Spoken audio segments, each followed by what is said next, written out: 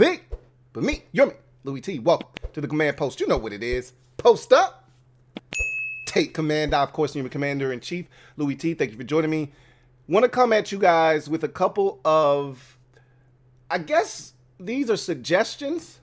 You take them however you want. I'm going to tell you how I'm deciding to handle this, and you can decide to handle everything the way you want to handle it, okay? I just want to remind you of a few things, drop a few gems on your melon, and then we'll get out of here. Before we get into any of that, I do want to give you a brief update on Tavita Pritchard, the former Stanford offensive coordinator that was in line to become the quarterback's coach here in Washington. It looks like that's going to take place. Ron talked about this last week, wanting to try to get a lot of this done before the combine, but he said he didn't think it would happen. Remember, they're probably leaving for Indy today because they've got interviews at the combine with these players, medical with these players. Ron, I think, is actually going to be opened up to the media on Tuesday. I think Martin Mayhew on Wednesday. This is all going to be at Indy in the combine, at the combine rather. And so if they're not leaving today, which I don't think they have to leave until probably later on this evening, they're already gone. So the likelihood that they get anything done with Tavita Pritchard before then, Greg Lewis before then, probably slim and none. More likely than not, those hires will take place, if they are to take place, will take place after the combine has met its conclusion next week. So just be on the lookout for that. Tavita Pritchard, if you remember, was at Stanford, was the starting quarterback, was the guy that was benched in favor of Andrew Luck, ended up going back to Stanford after his career was over, and then he pretty much went through a bunch of positional coaching opportunities before getting promoted to offensive coordinator. Remember, David Shaw retired this last season, and so a new coach came in, pretty much cleaned house, and brought in his own staff, and in doing so, a lot of those guys are now looking for work. Hence, Tavita Pritchard is one of those guys. He's 36 years old, so he's a younger coach, which I think we are all looking for a breath of fresh air, right? Not saying that younger is better, but you're looking for some youthful energy. I was a big fan of Drew Terrell, the wide receiver coach. Why? Because he was young. Guys feed off of young energy. And so I think that's another reason why Chris Harris was a guy that, players gravitated towards. Why? Young energy, not that far removed from being a player himself. You could see the energy was still there. Players feed off of energy, which is why I said I wouldn't mind having a coach that's running down to the official to avoid a delay of game to call timeout instead of having the coach that's got his arms folded, and just standing there and allowing the delay of game to take place. Or, we score a touchdown and he's excited. Look, that's not everybody's demeanor and personality, but I think youthful energy does, resonate with the players. And I do think there is a bit of that rubbing off on the players. So it'd be nice to get a 36-year-old, former college quarterback in here and still keep Ken Zampese. This is the thing. I don't think Ken Zampese, who's a much older coach, but I don't think that makes him any less of a coach who has worked with, Sam Howell already this past season as a rookie. I think it is important to keep him on the staff and have those two guys kind of work together to get the most out of Sam Howell. So I kind of like where this is going. And we'll keep tabs on that. I think Greg Lewis is going to come here. I think he's going to ultimately be the new receivers coach. Remember, our receivers coach, Drew Terrell, is now in Arizona. So I think that's what Greg Lewis is going to come over here and be for Eric Bieniemy as they continue to fill out the staff. But just keep your eyes open for that news. I don't think you're going to get it until next week. But Jeremy Fowler has been all over this, and specifically Tavita Pritchard. He's been all over this. That's the guy that's probably going to break that news when it finally does take place. But being that the combine is this week, I don't think you're going to see anything with that happen. And so just, again, keep that in mind. But the real reason I wanted to come here and chop it up with you was because I wanted to remind you guys as we start to move towards March, okay? 2 more days left in February, and then March is when everything starts to accelerate, right? Everything starts to move much faster, right? Next week, you're going to have to decide on who you're going to slap the franchise tag on, okay?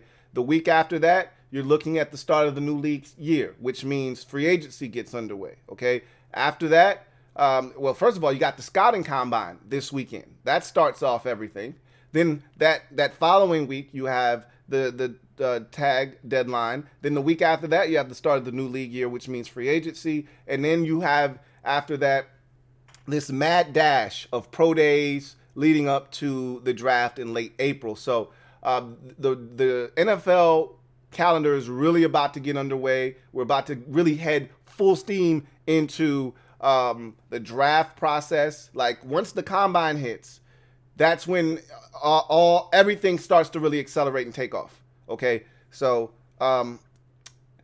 we're heading into all of that, which means we're heading into the full throat of lying season. Okay, I need to remind you of this because we're in the midst of 2 big important decisions, but one trumps the other, and it's not even close. One is cataclysmic. The other is on a surface level. Like, hey, we want this done. But the other thing is fan altering. You know, if Daniel Snyder doesn't sell the organization right now, there's a lot of fans that may just check out and say, I'm done. I can't do this shit anymore. When you feel like you're that close and you don't get it, that's a cause for quitting sometimes. All right. Now, that's not in my DNA, but I've been there before where you get so close to something, you want something so bad, and it's right there within your reach and you don't get it. It's so debilitating that it makes you think about quitting. Because you put forth so much energy, so much time, so many resources, and then it doesn't happen. And it's tough. What doesn't kill you makes you stronger. That's always been my thought process. However, understand that we are heading into the full throat of lying season. And my suggestion to all of you out there, when it comes to 2 contract negotiations, because I'm looking at this Daniel Snyder selling of the team as one big ass contract negotiation. You've got potential buyers on one side looking to try to leverage that price and get it down to something that makes sense for them. And then you've got Daniel Snyder on the other side trying to push that price up to get it as high as he possibly can to sell, to make as much money as he can, because Dan has to pay some shit off. And, you know, I was listening to somebody the other day, and they were talking about why Dan is going to sell. In their humble opinion, this isn't a situation where Dan isn't going to sell because financially, it doesn't make sense for Dan to hold on to the team. All right. Because he took out such a big loan to buy off the, you know, minority owner shares. And the league, remember, the league wasn't supposed to give him as much money. There was a cap on how much you are allowed to give NFL owners to purchase, you know, stake in the team or buy a franchise. There's only so much that they're supposed to give. They actually made a revision for him or made an exception for him to do that. And I think all along they were thinking, and I said this, but I couldn't be excited about it at that time because I didn't think he was going to sell. But I said, the league is either doing this because one of 2 things. They want Snyder to just own the entire team, or they're making it an easier selling process in the event that he decides to sell, that you don't have all of this nonsense going on where these entities own 30%, this entity over here owns, you know, 10%, this one owns 5%, and now you got to get everybody's shares together to try to sell. You get him to buy everybody else out. He's got 100% stake in the team, and now he can go ahead and move forward with selling it. It's a lot easier and cleaner of a process. So in doing that, he took out a huge loan. All right, one that he cannot, you know, pay back and afford to buy a stadium by himself. Dan is not liquid, okay? Dan isn't some of these owners like Stan Kroenke where he can just build a stadium by himself. Dan doesn't have that kind of money, okay? There's rich and then there's wealthy, okay? Dan is rich. He is not wealthy. He sells this team, he will be wealthy, okay? There's a difference. Dan is going to try to get as much as he can get because selling the team makes a ton of sense because one, he's got to pay back that money to the NFL, and two, no one's going to get in bed with him to build a stadium. Building a stadium costs a lot of money, and the way that it usually gets done is you get the involvement of wherever you are, whatever city you call home. They're going to chip in and they're going to help you build that stadium. So you're not taking on the full brunt of the cost of building the stadium. All right, because it's beneficial to not only you and your team, but it's also beneficial to that city. You're bringing in a ton of revenue by building this city, and so the city doesn't mind helping you out, okay? Because it's a win-win for all parties involved. That's not the case with the Washington Commanders, specifically Dan Snyder. No one wants to get in bed with him. You know, Virginia, Maryland, you know, DC, nobody wants to help him fund a new stadium. And so having to pay back the league plus having to build a new stadium isn't financially feasible for Daniel Snyder, which means all signs point to him selling the team. Okay? I just wanted to throw that out there. However, it's lying season. And not all of the things you hear are lies about the process of selling the team and what's going on. It may be true in the moment, but what I want you guys to understand, all right? I've said this a bunch of times, and I firmly believe this, and this is true in most instances. A wise man once told me, no news is good news. On this particular front, no news is not good news. I want it all. The good, the bad, the ugly, the indifferent, I want it all, okay? Because that means things are happening. Whether you like what comes out or not is of no consequence. Just as long as the gears are turning, things are happening. Understand that.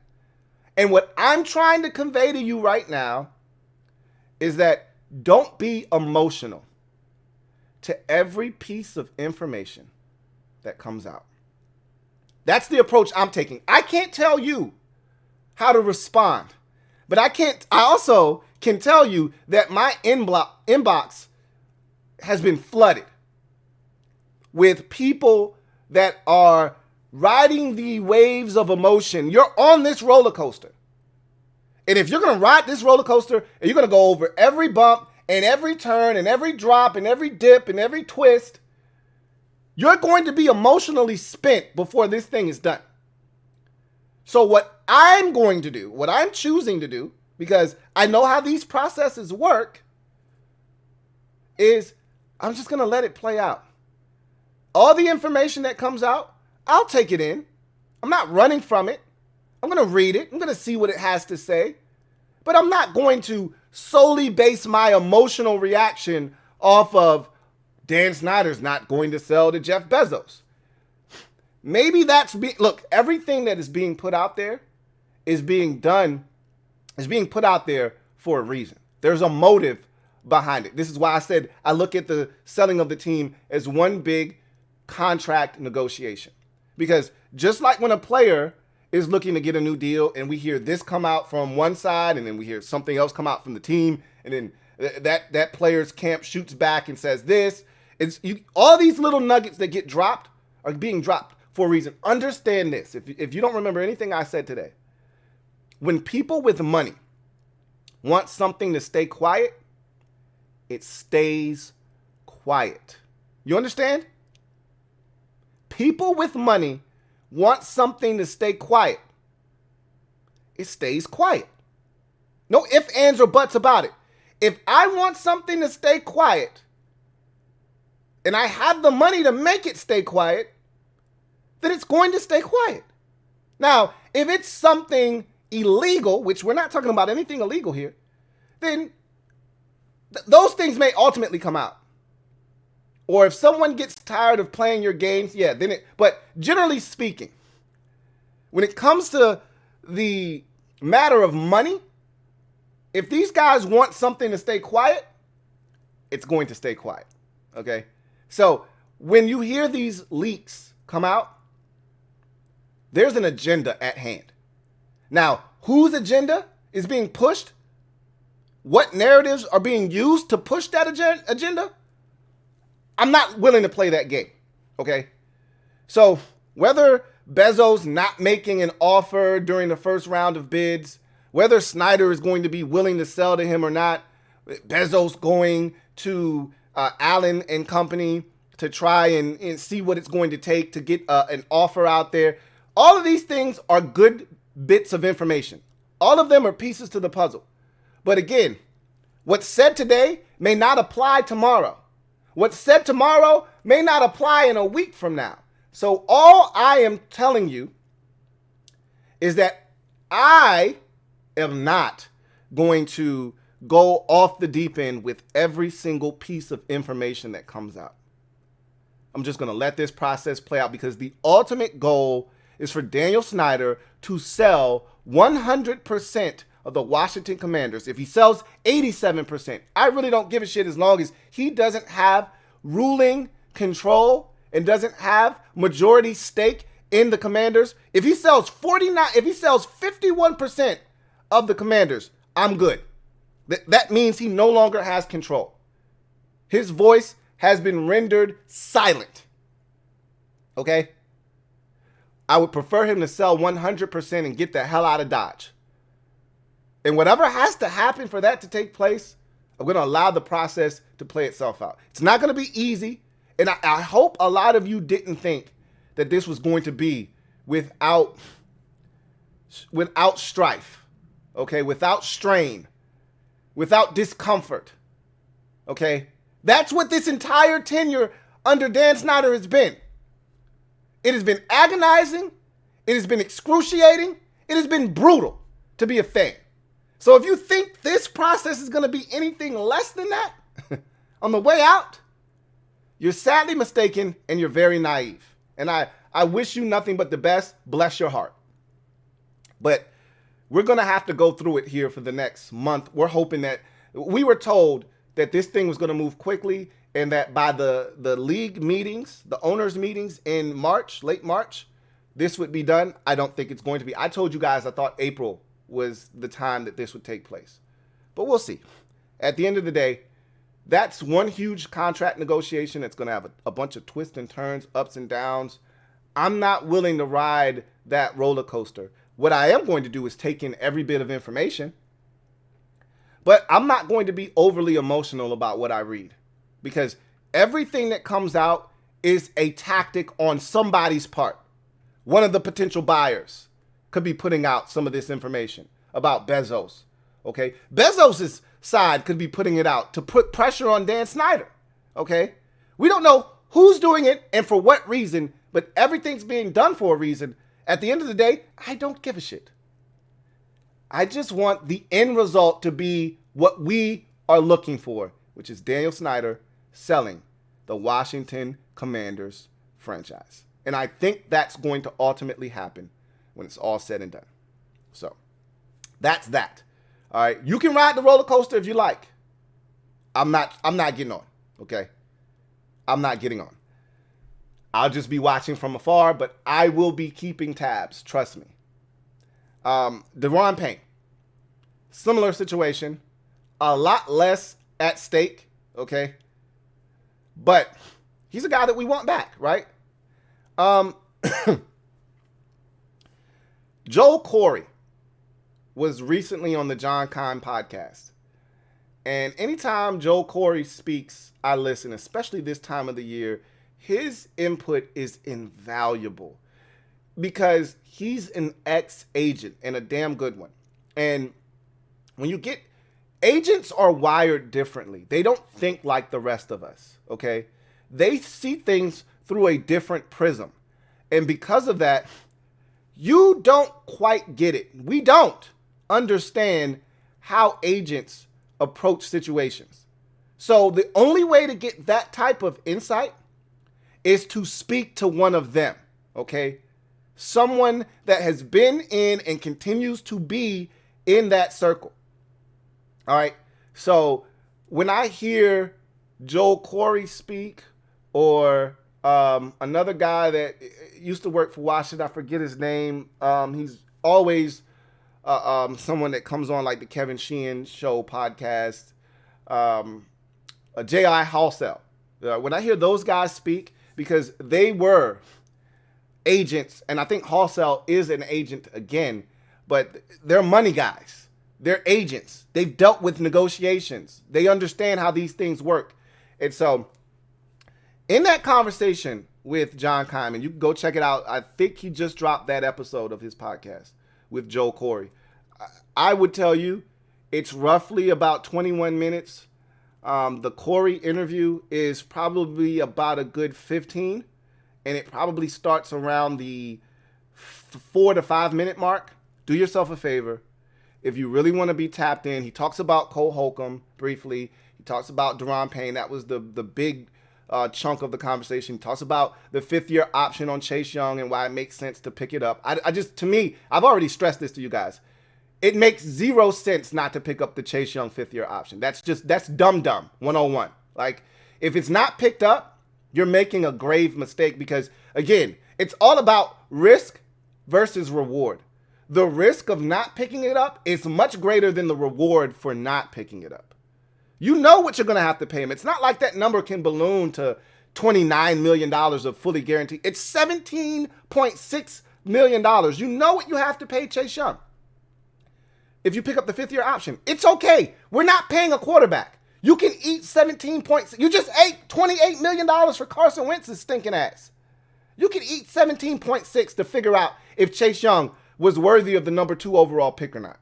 It took Deron Payne until that final year of his rookie contract, that 5th-year option that you picked up, for him to prove that he should be here. Because a lot of us, and Joel Corey echoed the same sentiments that I did, you couldn't sign everybody. There was going to be an odd man out. And the entire time I was staring at Deron Payne saying, he's the odd man out. Because while he's a really good player, and I value what he brings to the table, he doesn't get to the quarterback. I can find, and that was always my case with Deron Payne, is I can find another guy that can do what he does, because if you're not getting to the quarterback, those guys come dime a dozen. Now, all those guys don't come equipped with the durability that Deron Payne has come with. He's been as reliable a player as we've seen, and not only reliable, the dude is a machine. He plays like 85 to 90% of the snaps on a weekly basis, which you just don't see defensive tackles doing in this league. So there's a lot of value to a guy like Deron Payne, but he made himself worth what he's going to demand this offseason because he got to the quarterback 11 and a half times this season. Make no mistake about it.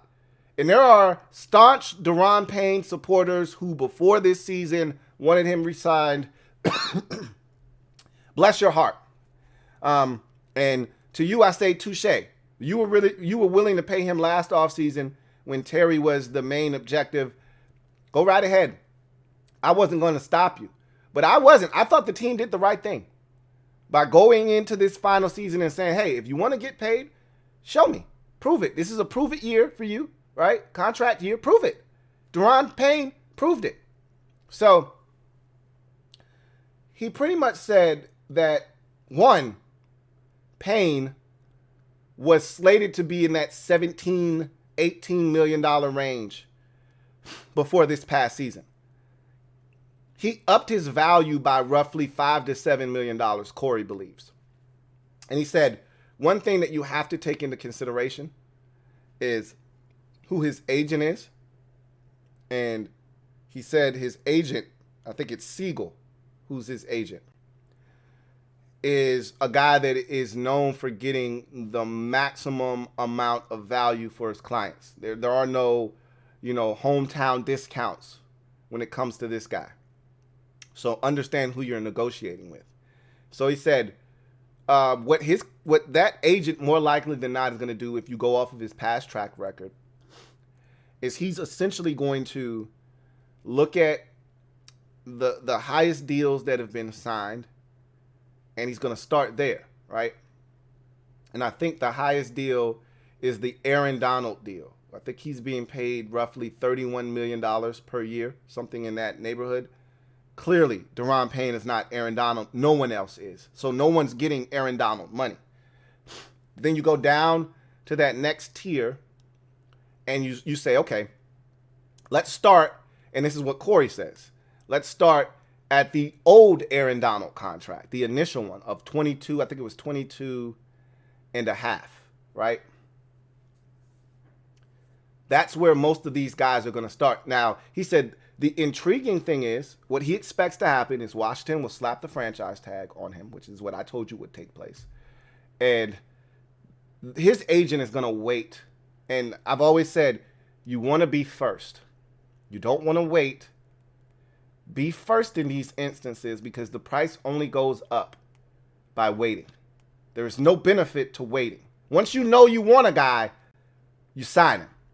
Okay? You find the number that makes him happy and you get it done. Because if you wait, other players at that position are going to push the price up. And Corey says there are 3 guys in particular that are going to sign that are younger guys right around Deron Payne's age. Chris Jones is going to get a massive deal here shortly. But in particular, Quinnen Williams and the defensive tackle in Tennessee, Jeffrey Simmons. Those guys want deals this year. Quinnen Williams has already said he wants his new deal before the start of any team activities, which he's essentially saying before these first rounds of OTAs get kicked off, I would like my deal in hand. So you're talking about every bit of May. He's looking to get paid, right? So if those guys, let's say Quinnen Williams goes first and he's getting $25.7 or $23.7 million per year. And then Jeffrey Simmons comes behind him and gets 24 flat per year. Deron might say, okay, that's cool. I need 24.2. Are you willing to go that high? If you're Washington? I don't know. Is he as good as those guys? You tell me. I can just tell you this. Whatever you thought the number was, it's not. Okay? Jonathan Allen and again, you have to enter in and adjust for inflation. There's a new cap. The cap is going up, so these contracts are going to go up. So Allen, we signed him for an $18 million a year extension, essentially. I think it was 4 years, $72 million. So it was an $18 million per year extension. Deron is going to dwarf that, right? And so are you comfortable paying a guy who isn't the leader that Jonathan Allen is, who maybe his equal as a player, maybe Allen is better than him, depending on who you ask? Are you willing to pay a guy who isn't one of your leaders and he is one of your better players more than the guy that you deem to be one of your best players and one of your leaders, your unquestioned leaders on this team? Will that cause a problem on the roster? I don't know. These are things that you have to consider. Again, I would really challenge you, implore you to listen to Joel Corey's interview with John Keim. He talks about the linebacker position, not necessarily Cole Holcomb. He talks about how volatile of a market that is. He warns people about Caleb McGarry, the free agent tackle for the Atlanta Falcons, who is probably going to be paid this offseason. I told you I wasn't interested in him. But remember, I gave you a mock offseason, and that was one of the guys that Mark Tyler from Hogs Haven in his mock offseason had signed, along with Tremaine Edmonds, who is going to be paid this offseason. So all of those things are on that podcast. I advise you to take a listen. He also talked about Chase Young in the 5th-year option. And he said you'd be a fool not to pick it up, essentially. Now, there are no guarantees with Chase Young. But he did give a great example. It's not apples to apples because they play different positions. But he did give a great example, and this is the example that I think people like him. And again, this is why I said agents are so invaluable, because they see it from a different prism. But he made a great point. He said it's a different position, but how the agent will approach this is Derwin James. Derwin James bursts onto the scene. Excellent rookie season. The next 2 years, he's banged up. Goes into a contract season, essentially. Chargers do pick up the 5th-year option, though. All right? But goes into a contract season, kills it, and gets broken off. Chase Young, Rookie of the Year defensively. Second year was very disappointing. 1.5 sacks through 9 games. Pretty much misses all of last season, comes back late. Who knows what he's going to be in year 4. If you don't pick up the 5th-year option, and he kills it in his 4th season, now he's a free agent.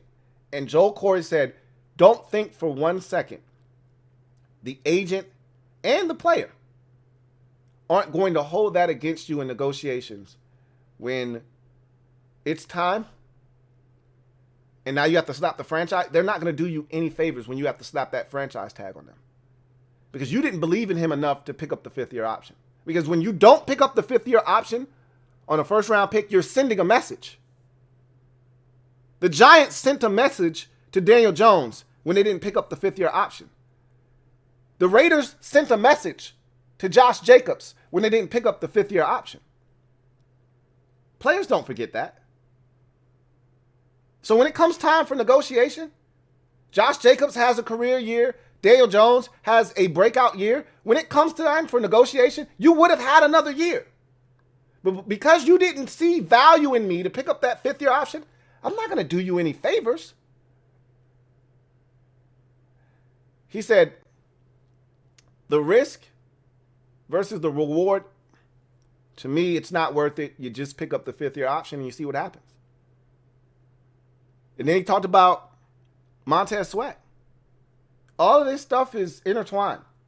Go give it a listen. Anyway, I don't want to talk your head off. I just came to tell you that both of those contract negotiations, Daron Payne, hopefully an ownership change with Daniel Snyder selling this team, they're going to be rocky negotiations. I think Payne a lot less. They'll slap the franchise tag on him. You won't hear anything about his situation probably until May. Post-draft, everything starts to settle down. As we start getting players back into the building for OTAs, that's when you'll start to hear something about Daron Payne. Probably won't be there, right? Because he doesn't have to sign his franchise tag immediately. So if Daron Payne wants, he can not sign his franchise tag until after training camp, right? Could sit out the entire training camp, and then once the preseason starts, sign his franchise tag and then show up. He's not obligated to show up until he signs that franchise tag. So if he doesn't want to show up for OTAs, don't sign the franchise tag. He doesn't have to. Washington isn't going to Josh Norman him like the Panthers did and rescind it and take back the franchise tag. They want him. So it'll be interesting to see. I think that's when we'll hear they'll slap the franchise tag on him to put him on ice. And then we won't hear anything about Daron Payne's contract negotiations until May. That's what I think. When the players start showing up for OTAs, he's not there. The media starts asking about it. That's when it'll start to ramp up a bit. But you really won't get serious until late June, early July, when that deadline. And I think Corey said this year it's usually the 15th, but because the 15th falls on a weekend, it then goes to the next Monday. So I think they have until July 17th this year. As we get closer to July 17th, you'll hear more and more about that situation. And I think something will get done. They did it 2 years ago with Jonathan Allen. They did it last year with Terry. I think they'll do it this year. Those situations were different. There was another year left with those two players in particular when they got those deals done. There is not another year. There was no franchise tag involved with Jonathan Allen or Terry McLaurin because there was still time left. They pushed this one all the way up until the deadline. So now they've got to make something happen. You don't want to put him in a position where he's that close to getting a free agency, because if you got to slap that thing on him again next year, we've already played this game before with Kirk Cousins and with Brandon Sheriff. We don't want to play that game. We're 0 for 2 in that game. We don't win at that game. Advantage player. So, you got to get it done this year, and I think they will. But you can ride the roller coaster if you choose to. I'm going to take all that information in, but I'm not going to overreact to any of it. That's going to do it for me. Your man Louie T here on the Command Post. You know what it is. Post up and take command. I'll see you guys next time. You guys have a good one. Take care.